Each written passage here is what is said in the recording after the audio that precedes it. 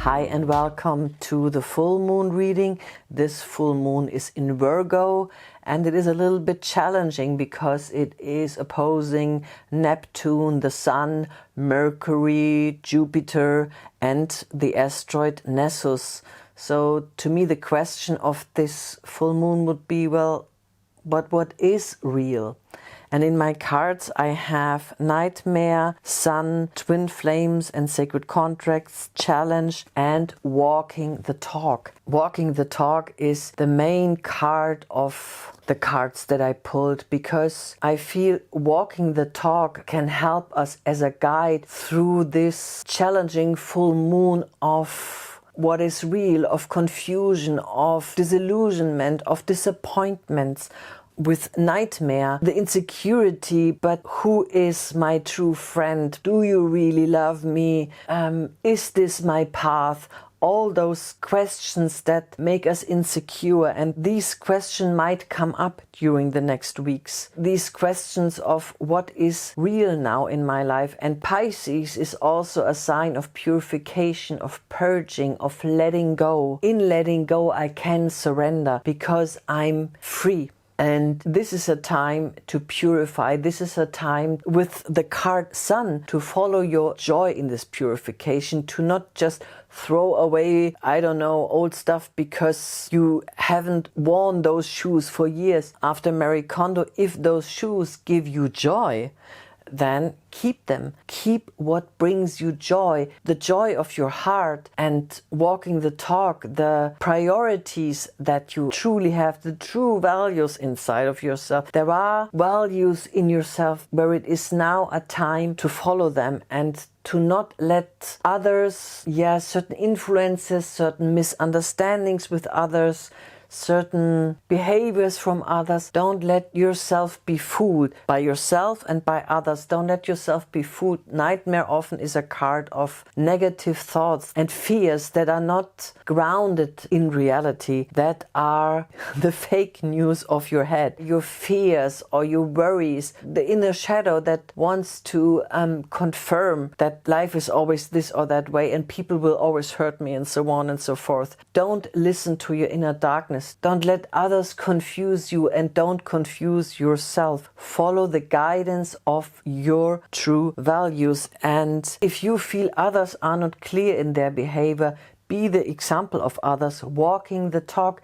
Be the change you want to see in the world. I would say this is the advice from the cards. With the Sun, you can trust what brings you joy, what feels right.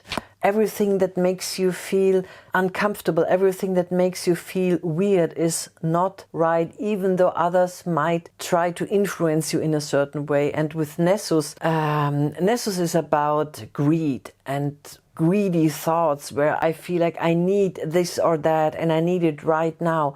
That this is not certainly the voice of your heart. This is not certainly the voice of your values, but it is a voice of darkness. I need to, I don't know, leave my partner and run away with this or that person. But does it really bring you joy? Does it really open your heart? Trust the foundation that you have inside of you. This full moon shows that there is something supporting us, and what is supporting us is a trine to Pluto. So this is to me what I said with the cards. There is something in us where we can trust, and this is our inner value system. And this value system can guide us through this confusing and challenging times. And I mean, we are right before Spring Equinox, and this is a time where it might be appropriate to let things go, to declutter, but also to declutter our minds, maybe to declutter relationships, to declutter things that no longer serve you. But on the other hand, I don't feel that this full moon right now is the moment of change. It is a moment of purification, first and foremost, of yourself.